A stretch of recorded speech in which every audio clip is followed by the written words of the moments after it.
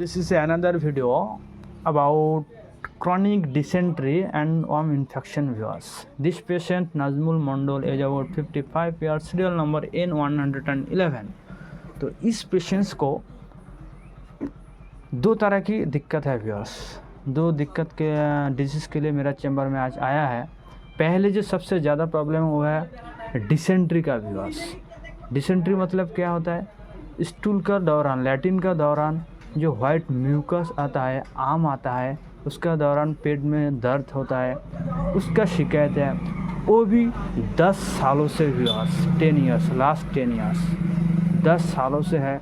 दिन में 4 से 5 बार लैट्रिन जाना पड़ता है व्यूअर्स। ये बहुत ही सीवियर समस्या है। बहुत तरह की एलोपैथी ट्रीटमेंट किया है।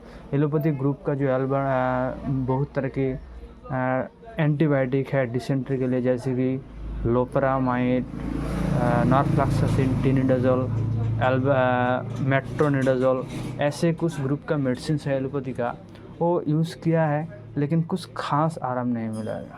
एग्रेवेशन मछली खाने से बहुत ज़्यादा बढ़ जाता है और मिल्क, दूध खाने से बहुत ज़्यादा बढ़ जाता है। दूसरी जो कंप्लेंट के लिए मेरे चैम्बर में आया है वो है वर्म इन्फेक्शन, कीड़े, गोदारों में, रेक्टम में कीड़ा होना व्यूअर्स। इसके लिए भी ये भी बहुत सालों से है। रेक्टम में इरिटेशन सेंसेशन महसूस होता है, ईचिंग महसूस होता है बहुत ज़्यादा, এবং थोड़ा बाइटिंग टेंडेंसी, जैसे कि कोई काट रहा है, ऐसे कुछ सेंसेशन महसूस होता है व्यूअर्स। वो भी बहुत सालों से बहुत तरह की कीड़े के लिए एलोपैथी का जो मेडिसिन है, एल्बेंडाजोल ग्रुप का मेडिसिन है, वो यूज़ किया, लेकिन कोई ख़ास आराम नहीं मिला पेशेंट के व्यूअर्स। इसलिए मेरे पास आया है होम्योपैथी ट्रीटमेंट करने के लिए। लेकिन होम्योपैथी में अगर किसी भी तरह की जटिल, बहुत पुराना, क्रॉनिक किसी भी तरह की डिजीज़ हो, रोग हो, इसलिए केस टेकिंग करना ज़रूरी पड़ता है व्यूअर्स। अगर किसी भी तरह की क्रॉनिक बीमारी आप ठीक करना चाहते हो परमानेंट, तो फिर केस टेकिंग, कॉन्स्टिट्यूशनल ट्रीटमेंट ज़रूरी पड़ता है व्यूअर्स। क्योंकि अगर कॉन्स्टिट्यूशनल ट्रीटमेंट नहीं करोगे तो ऐसे केस जो बहुत सारे ट्रीटमेंट ऑलरेडी हो चुका है, बहुत सारे सालों से ये प्रॉब्लम है, वो कभी भी नहीं ठीक होगा व्यूअर्स अगर आप कॉन्स्टिट्यूशनल ट्रीटमेंट नहीं करोगे। इसलिए कॉन्स्टिट्यूशनल ट्रीटमेंट करने के लिए हम लोगों को case taking must be important viewers. इसलिए मैं केस टेकिंग किया हूँ। केस टेकिंग में general symptoms, mental general, physical general symptoms का बहुत ही इम्पॉर्टेंट है, इसलिए ऑल सिम्टम्स लेना ज़रूरी है। तो केस टेकिंग में क्या है? Fish aggravations, milk aggravation, one infection, और दूसरी और एक सिम्टम्स है सप्रेस्ड हुआ है व्यूअर्स, जो रेक्टम में, गुदादार में जो इचिंग हो रहा है, जो बर्निंग सेंसेशन हो रहा है, जो कीड़ा का शिकायत है। और इस पेशेंट्स का क्या हुआ, पहले पाइल्स का शिकायत था व्यूअर्स, बवासीर जिसको हिंदी में बोलते हैं, पाइल्स का शिकायत था। पहले ऑलरेडी ऑपरेशन कर चुका है व्यूअर्स, और पाइल्स से पहले ऑपरेशन हुआ, लगभग 1 से 2 महीने पहले ऑपरेशन हुआ है रेक्टम पाइल्स का, बवासीर का ऑपरेशन हुआ है इस पेशेंट्स का। तो ऑपरेशन के पहले बहुत सारे ऑइंटमेंट इस रेक्टम में यूज़ किया है, अप्लाई किया है इस पेशेंट ने। और ऑपरेशंस का बाद भी अभी तक भी रेक्टम में बहुत तरह के ऑइंटमेंट चल रहा है व्यूअर्स, एप्लीकेशन चल रहा है। इसलिए मान लिए हम समझ चुका है जिसको सप्रेस्ड हुआ है व्यूअर्स, सप्रेस्ड हुआ है ऑइंटमेंट से। दूसरा, अभी भी इसको बॉडी में फंगल इन्फेक्शन का शिकायत है व्यूअर्स, थाई के एरिया में फंगल इन्फेक्शन का, रिंग बम जिसको बोलते हैं, शिकायत है।